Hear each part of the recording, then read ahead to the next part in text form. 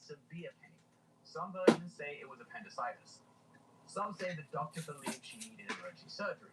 The legend says the doctor began operating before anesthesia fully took effect, and Sally died in agony on the operating table. That is the ghost story. A child dies terrified. Her final emotion is pain. Her spirit remains in the house. And because she died at the hands of a male doctor, she does not trust men. That becomes important later with Tony. Now, here's the problem. The Sally origin story is not rock-solid history. It is folklore. It is repeated in tours and paranormal retellings. But the hard documentation is not as clean as people want it to be. There are questions about whether the house was actually used as a doctor's office in the way the legend claims. There are questions about whether Sally, as described, can be firmly identified. So right away, the case has two layers: the historical layer and the haunted house folklore layer. And sometimes those are not the same thing. But whether the origin story is fully documented or not, the legend became the lens through which people interpreted the activity. Little girl spirit, medical trauma, fear of men. That is the framework. You see what's going on here? And then the Pickmans move in. This comes up all the time with haunted locations. A place that has a tragic story attached to it. A child died here. A woman was murdered here. A doctor did something terrible here. The soldier never came home. And I think sometimes people need a story to explain the energy. They feel something, and then they go looking for a tragedy to attach it to. That does not mean a haunting is fake. It means the backstory might be wrong. A place can be active even if the folklore is off. The question is whether the activity lines up with the story or whether the people are forcing the activity into the story. It happens all the time. In the Sally house, that matters because the little girl explanation may not explain everything. In the early 1990s, Tony and Deborah Pickman moved into the house. They were a young couple. They were expecting their first child. This was supposed to be a normal home. And that is the part that makes this case work. Because the beginning is not dramatic. It is not people walking in saying, "We want to live in a haunted house." It's a young couple preparing for a baby. They decorated a nursery upstairs. They settled in. And for a while, things were relatively quiet. Then small things started to happen. Like there were noises. There were objects that seemed to be out of place. There were strange feelings in the house. The kind of stuff most people would ignore at first. Old house noises, pregnancy stress, imagination, normal explanations. But according to the Pickmans, the activity became harder to dismiss. They reportedly began to notice toys being moved, objects turning up where they did not belong, electrical disturbances, hotspots, fear of being watched. Then came the nursery. In a lot of accounts, the nursery was at the center of the activity. That is important because it connects the haunting to the child theme. A baby is coming into the house. A child's spirit is allegedly present. The emotional temperature rises. Deborah reportedly became more open to the idea that there was a little girl spirit in the home. And the name Sally became attached to the presence. At first, Sally was not necessarily seen as evil. She was seen as mischievous, maybe lonely, maybe protective, maybe curious about the baby. But Tony's experience was different. And the more time went on, the more the haunting seemed to target him. This is where the Sally house stops being cute. Because Tony Pickman claims he was physically attacked. He reported scratches appearing in his body. Not one time, repeatedly. Scratches on his arms, his chest, his back, and stomach.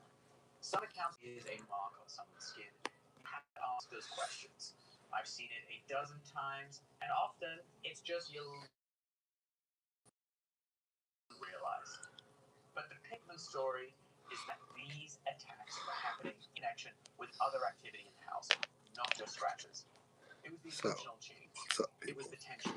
It was the sense that the house had turned on him.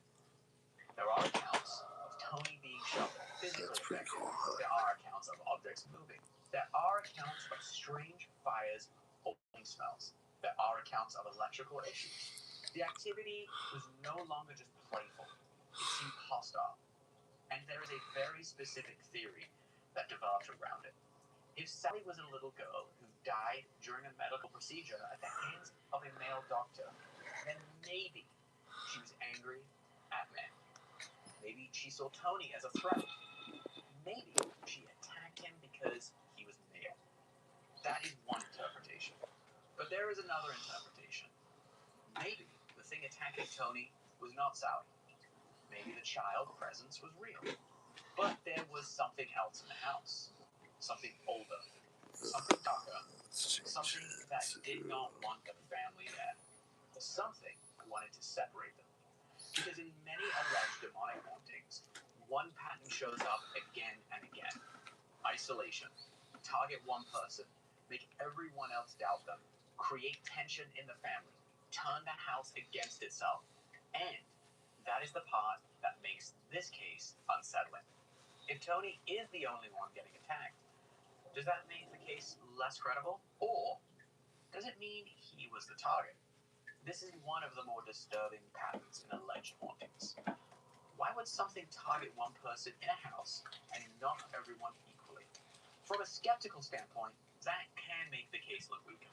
But if only one person is experiencing the worst activity, people start asking if that person is exaggerating, imagining it, or creating it just for shits and giggles. But from the paranormal standpoint, it can also make the case darker. Because targeting one person is strategic. It creates doubt, it isolates them, it makes the rest of the family question what is happening. If everyone sees the same thing at the same time, the family unites. But if one person is being attacked and the others are unsure, the family fractures. That is psychologically dangerous, even if nothing paranormal is happening. And if something paranormal is happening, that feels intentional. The most disturbing theory about the Sally house is that the child is a mask. This is a concept that comes up in demonology and darker paranormal circles. The idea that something negative may present itself as something harmless or innocent to gain trust. A child, a dead relative, a victim, something people want to help. Because if a voice says, I am a demon, most people will run. But if a voice says, I'm a little girl and I'm scared, people will lean in. They ask questions. They bring toys. They use an EVP session. They open the door wider. And if you believe in spiritual boundaries, that is dangerous. In the Sally house, some investigators believe there are multiple spirits. A child presence, an older female presence, possibly a male presence, and something much darker, often associated with the basement or lower parts of the house. The darker presence is sometimes described as demonic or inhuman. And this is where the case becomes complicated. Because once a house becomes famous, investigators start bringing their own expectations into it. Someone walks in expecting Sally, they get Sally. Someone walks in expecting a demon, they get a demon. What do you do? That does not mean nothing is happening, but it does mean interpretation becomes messy. A knock becomes an answer. A cold spot becomes a presence. A scratch becomes an attack.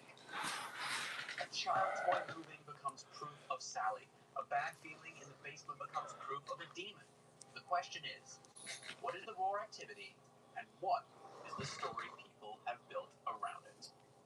This is the big question. Can something mimic a child's spirit? If so, how would you tell the difference between a real child spirit and something pretending to be one? For me, I always come back to behavior.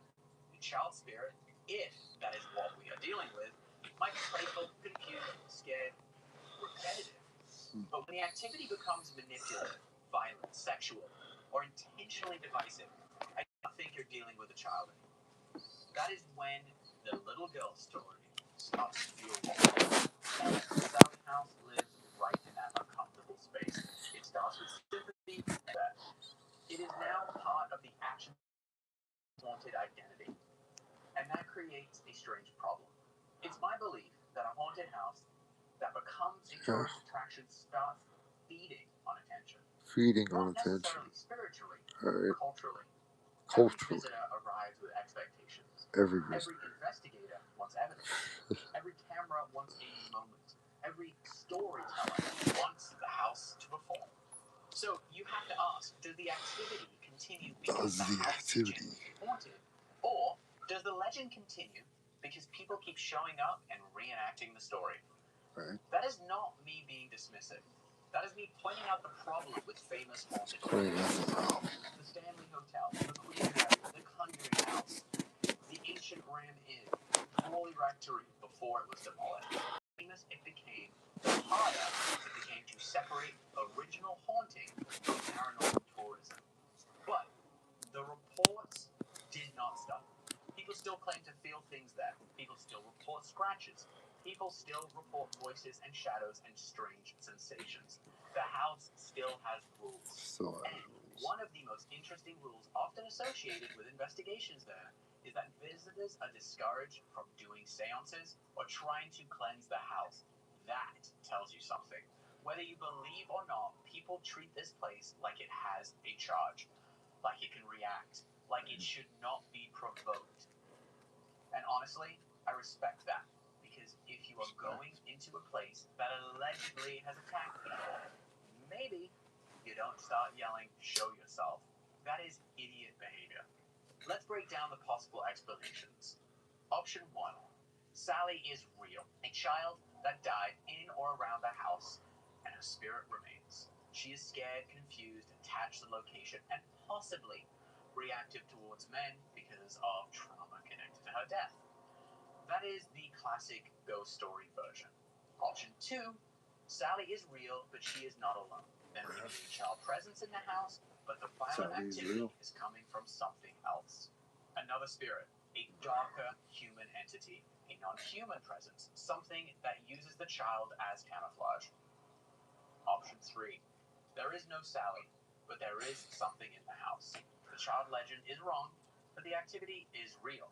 People created a story to explain a presence they did not understand. Option 4. The whole thing is a legend, psychology, and expectation. An old house gets a tragic backstory, a young family experiences stress, strange sounds, and normal house issues are interpreted through fear. Later, investigators amplify the story. The house becomes famous, and every new visitor adds to the myth. Then there's option 5, a mix of everything. This is where I usually land with famous cases. Something happens, people interpret it, and then the media packages it. Then tourism monetizes it. Then believers and skeptics fight over the leftovers. That does not mean the original activity was fake. It means the original activity was buried under years of storytelling. And with the Sally House, the original activity is genuinely interesting. The family's dynamic, the nursery, the attacks on Tony, the child spirit narrative, the darker presence theory, those pieces are why this case still works. For me, the scariest version of the Sally House is not that there is a little girl ghost there. A child ghost is sad. Maybe a child, they let their respond. And if something dark is behind that, then the whole haunting becomes a manipulation. That is the part I find disturbing. Not the scratches, not the footsteps, not the toys, the manipulation. Because in a lot of cases that are described as demonic, the activity is not just scary. It is strategic. It finds weakness. It divides people. It turns empathy into vulnerability. And if that is what is happening in the Sally House, then the ghost of a little girl may be the least frightening thing in the building. I think the smartest answer may be that there are layers. There may be a child energy there. There may be a residual trauma there. There may be other human spirits. And there may also be something darker that people have misidentified or accidentally empowered. But I would be very careful with this house, because the moment a haunting begins with sympathy and ends, what are you actually dealing with? That is the lesson of the Sally House. Do not assume every child voice is a child.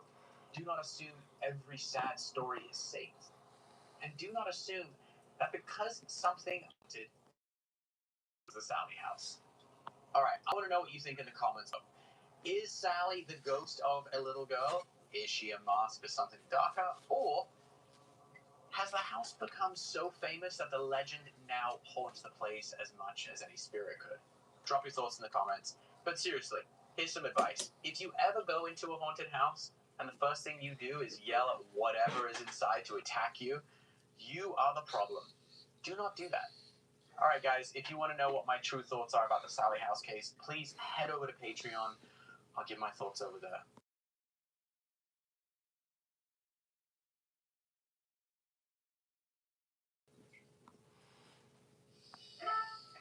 Hey, thanks so much for clicking on the compilation videos. They're doing better than I expected, and I've been able to get just a little bit ahead on episodes, so thank you. This is our last compilation. We'll be back next week with a brand new episode called Anunnaki, Gods from Planet Nibiru, and the Makers of Man. We're finally doing an Anunnaki episode! Well, we gotta come back with a banger. Banger? I hardly know it. Since when did that ever stop you? The human makes a good point. Anyway, this is a compilation of 7 short episodes that are in the category of weird and bizarre. All our episodes are in that category, Chief. Well, that's true, but these are some early ones, so... So they suck. No, they don't suck, but let's just say we've come a long way the past few years.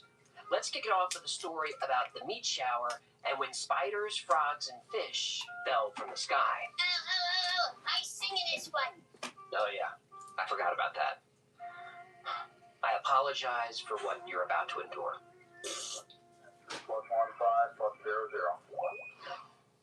Every second, about 16 million tons of water evaporates from the surface of the Earth. During that same second, 16 million tons of water falls back down to the Earth as rain. But water isn't the only type of precipitation we experience. Due to certain weather conditions, all kinds of crazy stuff has fallen from the sky. Things like frogs, snakes, spiders, animal flesh, even blood down all over the world for centuries. Oh, this is sounding ominous. Well, it's more common than you think.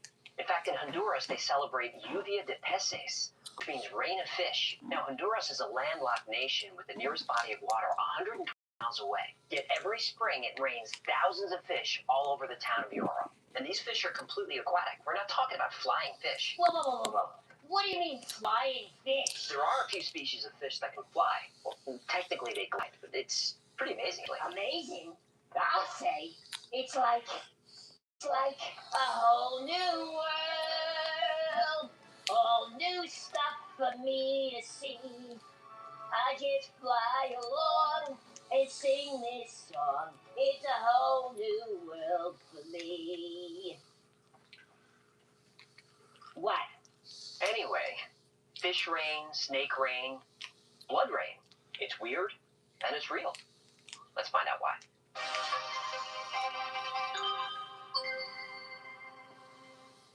Welcome to the Y-Files, where smart folks like us come to laugh and learn. Today we're talking about the phenomenon of raining animals. Animal rain has been documented throughout human history. Pliny the Elder talked about a storm of frogs and fish as early as the 1st century AD. In the late 18th century, French soldiers saw frogs falling from the sky during a heavy rain near the city of Lille. This story fascinated French physicist André-Marie Ampère. Yes, that Ampère, who was one of the first scientists to take these stories seriously. Ampère speculated that violent winds could pick up large numbers of small animals and carry them great distances. He might be right.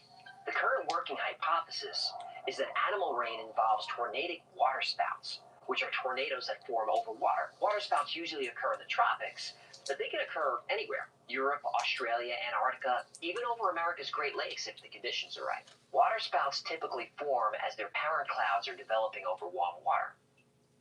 Did I say warm? You did. As the warm water evaporates, humid air is pulled up toward the cloud. As more humid air pours in, a vortex can form. And these vortices can grow to be 300 feet wide, 90 meters, and 2,000 feet tall, 600 meters. Large waterspouts can be violent and dangerous. When they reach speeds of 160 kph, they can damage ships, airplanes, and put people's lives in jeopardy. Lennox, get out of there! Anything within a meter of the water's surface can be lifted into the air. And if the waterspout is powerful enough, these animals can be carried all the way up to the parent cloud, and sometimes even stay up there for miles after the waterspout is long gone. Fish specifically are small, light, and flat, and they're light enough that they can be buffeted up and down within a cloud for a long time. Don't you dare. Oh, fine. This is what scientists believe is happening in Honduras. A waterspout is pulling fish from the ocean and carrying them far inland. Others speculate there's an underground river that's carrying the fish closer to the town. Still, something is lifting them in the air. Is it a waterspout? It could be. They're common in that part of the world. But reports of fish rain have occurred all over the planet, as recently as 2017 in India and Sri Lanka, but also Mexico, Wales, Saskatchewan, California, even Philadelphia, Pennsylvania. Recently, on September 9th, 2016, Lisa Lowbury was out for a walk in the suburbs of Philly. Now she hears a rustling in the trees above her. She looks up, and she gets smacked in the face with a 5-pound catfish. That's not funny. She ended up with a cut on her eye. Oh, is she all right? Well, she's all right now, but